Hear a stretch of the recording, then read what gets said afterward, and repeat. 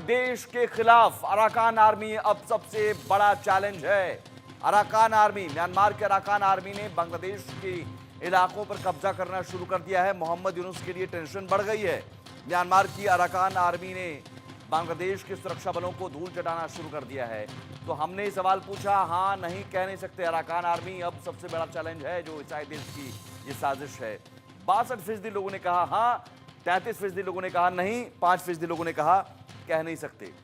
Arakan army अब सबसे बड़ी चुनौती इस साजिश के सामने। सवाल यह कि मौजूदा हालात में अराकान आर्मी किसे फायदा पहुंचा रही है। हमने ये सवाल पूछा, अराकान आर्मी, म्यांमार की अराकान आर्मी है, किसे फायदा पहुंचा रही है। तो ये सवाल और सवाल के जवाब भारत, चीन या खुद को कह नहीं सकते।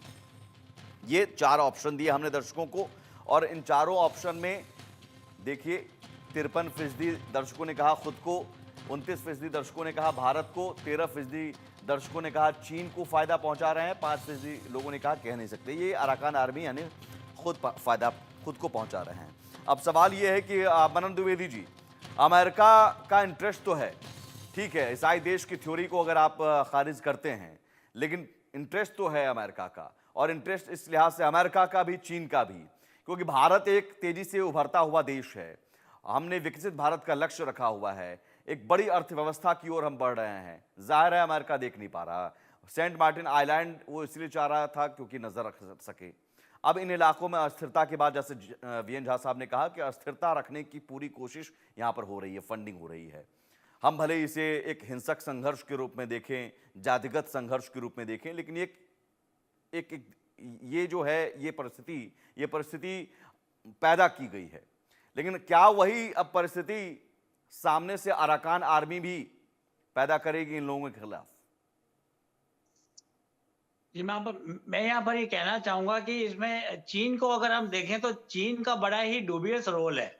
जो म्यांमार में जो डेवलपमेंट्स हो रहे हैं, जो घटनाएं घटित हो रही हैं, कभी तो चीन अराकान आर्मी को, अराकान रिवॉल्यूशनरी फोर्सेस को और रखाइन स्टेट के जो रिवॉल्यूशनरीज हैं, कभी आज से 3-4 महीने पहले तो उनकी मदद कर रहा था, 6 महीने पहले उनकी मदद कर रहा था, सामरिक रूप से, दृष्टि से, फाइनेंशियली, मॉनेटरीली उनकी मदद कर रहा था।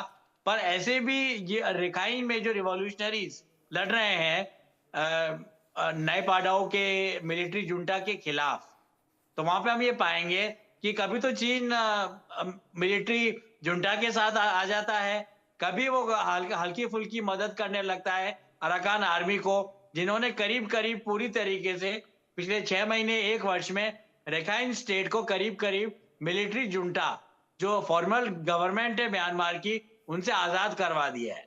और सबसे बड़ी घटना तो अब ये 2-3 दिनों में देखने में आ रही है कि जो सदर्न बांग्लादेश है, उसके लिए एक टर्म यूज किया जा रहा है अंग्रेजी मीडिया में, इग्नाइटिंग, कि अराकान आर्मी और रिवॉल्यूशनरी फ्रंट इग्नाइट कर रहा है पूरी तरीके से बांग्लादेश के सदर्न पार्ट को, और कुछ छोटे मोटे हिस्सों को अराकान आर्मी ने कब्जा भी कर लिया है। अराकान आर्मी का स्टैंड इसमें यहां पर ऐसा है कि ये लोग कहते हैं कि कॉक्स बाजार में जो रोहिंग्या रिफ्यूजीज हैं, जो रखाइन स्टेट से परेशान होकर परसिक्यूट किए गए हैं चीन और म्यांमार मिलिट्री junta के द्वारा, वो लोग वहां पे आ गए और वहां पर इनका मुकाबला हो रहा है जिहादी ऑर्गेनाइजेशन से, हिफाजत इस्लाम से और उन ग्रुपों से जो जमाते इस्लामी के साथ मिले हुए हैं। तो मैं यहाँ पर ये मोटा मोटी मैसेज जो मैं यहाँ देना चाह रहा हूं,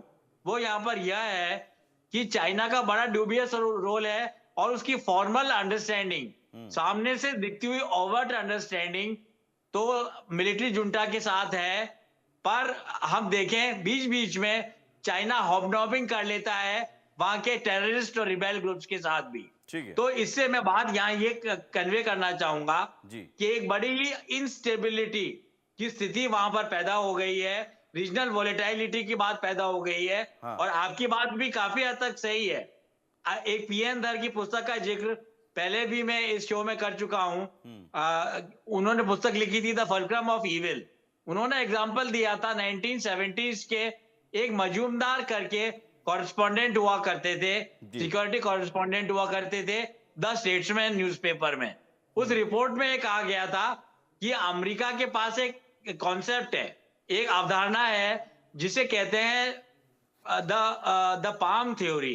और जो 6-7 हमारे 7 सिस्टर्स हैं हमारी नॉर्थ ईस्ट में, जी। नॉर्थ ईस्टर्न स्टेट की, उन सातों को मिलाकर और बांग्लादेश या बंगाल को मिलाकर एक सेपरेट राष्ट्र का गठन किया जा सकता है, जो भारत की संप्रभुता, फ्रीडम और उसी का नतीजा है कि भारत की सॉवरेनिटी के इन अगेंस्ट इलाकों था। में ये अस्थिरता बात मैं है। मानता हूं, जी। पर अब परिस्थितियां बदल चुकी हैं और मुझे नहीं लगता कि टर्की की तरह, जो एक टर्की का एम्पायर बनाना चाहते हैं मिडिल ईस्ट में, पुतिन की तरह जो पुराना ज़ारिस्ट एम्पायर को वापस रिनोवेट करना चाहते हैं, ऐसा कुछ मुझे नहीं लगता लेकिन हो लेकिन पाएगा अगर इस अगर अब वॉलेटाइल प्रदेश में। मनन द्विवेदी जी, अब परिस्थिति बदल गई, लेकिन आपने कहा कि मंशा तो यही है, मंशा तो हमेशा से रही है।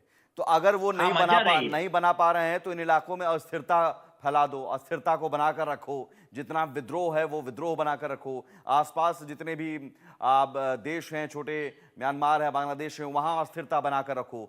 ये भारत के विरोध में है। वीएन झा साहब, देखिए, अभी मनन जी जो कह रहे थे, जिस किताब की वो जिक्र कर रहे थे, बिल्कुल ठीक कर रहे थे। और जो हमारा नॉर्थ ईस्ट था, आज से अगर 10-12 साल पहले हम जाएं तो नॉर्थ ईस्ट तो बिल्कुल इग्नोर्ड था। मतलब वहां पे डेवलपमेंट नाम की कोई चीज नहीं थी। वहां पे जिस तरह की एक लॉ एंड ऑर्डर जो भारत सरकार की होनी चाहिए, वो बहुत कम थी। वो सांकेतिक रूप से था। जहां तक असम का सवाल उठता, असम बिल्कुल हमारे साथ में था, वो असम में हमारी होल्ड थी। लेकिन इसके अलावे तो हमारी वहां पे जो जो होल्ड थी वो लगभग ना के बराबर थी। तो मैं धन्यवाद देता हूं मोदी सरकार को, जिन्होंने अपनी ईस्ट पॉलिसी में जो नॉर्थ ईस्ट का जितना डेवलपमेंट किया हुआ है। आज के दिन में हम कह सकते हैं कि ये सारे जो राज्य हैं वहां पे लॉ एंड ऑर्डर हमारे भारत सरकार के अंदर में है। नहीं तो ये भारत सरकार के अंदर में नहीं हुआ करता था। वही लोग जो आज मणिपुर चिल्ला रहे हैं और घड़ियाली आंसू हो रहे हैं, ये लोग सब जानते हैं कि मणिपुर में 4-4 महीने, 6-6 महीने, 8-8 महीने, 1.5 साल, एक तो दौरान ऐसा था कि 1.5 साल तक वहां पे किसी भारत सरकार की कोई जो गाड़ी थी वहां पे डायरेक्टली नहीं जा सकती थी। नाकेबंदी हुआ करती थी, नाकेबंदी। बिल्कुल। हाँ। तो ये जो एरिया था उन दिनों में, जबकि किताब लिखी गई थी, उन दिनों में शायद ऐसा रहा हो कि ये इन इलाकों में एक होल्ड करने की साजिश चल रही हो। लेकिन देखिए, चीन का जो रोल है हमेशा से ड्यूबियस रहा है, मनन जी भी कहे हैं। और जब ये जो नक्सलवाद हमारे यहाँ पे पनपा है, ये नक्सलवाद की जो जो जो असला बारूद, उसके स्मॉल आर्म्स हैं, ये सब चीन से आते थे। ठीक है। अब जब से ये नॉर्थ ईस्ट के ऊपर में हमारा होल्ड बढ़ा है, नक्सलवाद की जो जड़ है वो उस पर प्रहार हुई है। और एक लास्ट चीज जो आपका तमाम साजिशों पर जवाब, तमाम साजिशों का जवाब मोदी सरकार दे रही है। मैं आता हूं सर, मैं आता हूं। एक और सवाल हमने पूछा था दर्शकों से, सवाल स्क्रीन पर दीजिए। बांग्लादेशी फौज क्या अराकान आर्मी का सामना कर सकती है? ये बड़ा सवाल, और फिलहाल नजर नहीं आ रहा है, क्योंकि बांग्लादेशी आर्मी को धूल चटा रही है अराकान आर्मी। हमने पूछा हाँ नहीं, कह नहीं सकते, बताइए बांग्लादेशी फौज क्या अराकान आर्मी का सामना कर सकती है? हाँ के जवाब 59%, नहीं 34%, 7% लोगों ने कहा कह नहीं सकते। बांग्लादेशी फौज अराकान आर्मी का भी सामना नहीं कर सकती।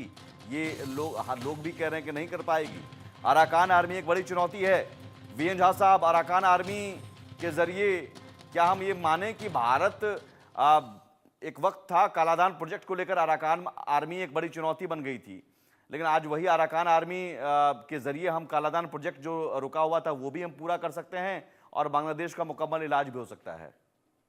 बिल्कुल बिल्कुल ऐसा हो सकता है। देखिए, अराकान आर्मी जो है वो इसको बहुत सारा असिस्टेंस है। और जैसे वरुण जी बता रहे थे कि इसको चीन से इनको भी हेल्प मिलती है और चीन से म्यांमार सरकार को भी हेल्प मिलती है। तो चीन दोनों तरफ से, कहते हैं ना वो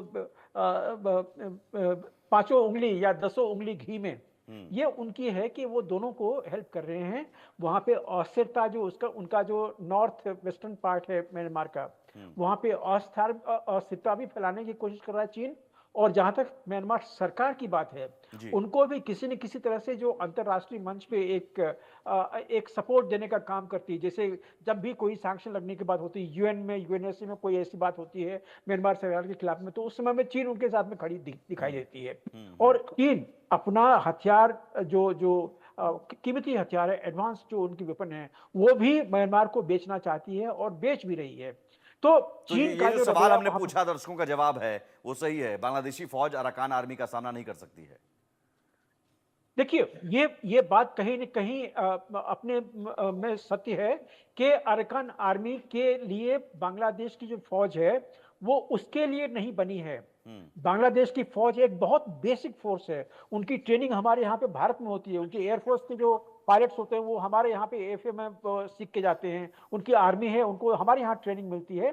तो वो इंडिया सेंट्रिक जी। ये जो उनको जो ट्रेनिंग दी गई है, ठीक वो है। उसके लिए बनी है कि अगर हम दोनों का कोई साझा दुश्मन हो तो उसके खिलाफ लड़ेगी। लेकिन जिस तरह से के अरकान आर्मी जो है गुरिल्ला वॉर लड़ती है, उसके लिए बांग्लादेश की फौज नहीं बनाई गई है। हाँ, वहां पे जो जिहादी ग्रुप हैं, उनको ट्रेनिंग मिलती है, ये इस तरह का जो जो आर्म स्ट्रगल है उसके लिए मिलती है, जिसमें कि वो भी उसमें संलिप्त हैं। ठीक है। अरकान आर्मी क्या, मैं तो अरकान इस्लामिक फ्रंट की बात कर रहा हूँ। ठीक है सर। 1986 में वो बना था, जो ठीक कि है। बाद में डिसमेंटल कर दिया गया। लेकिन वहां पे ये सब लोग हॉबनॉबिंग काफी दिनों से, काफी सालों से, दशकों से करते रहे हैं। तो ये आज के बात डेट तय में है जो वीएन झा साहब और मनन द्विवेदी जी कि भारत से पंगा लोगे तो खुद भुगतोगे। पाकिस्तान भुगत रहा है, बांग्लादेश भी भुगतेगा और जरूर आज वो भारत नहीं है, पुराना भारत नहीं है। भारत अब है जो हर साजिश का जवाब देना जानता है। बहुत शुक्रिया आप दोनों मेहमानों का इस चर्चा में जुड़ने के लिए। तो फिलहाल आंकड़े हमारे, फैसला आपका में इतना ही। एक छोटा सा ब्रेक के उस पार भी खबरें लगातार जारी हैं।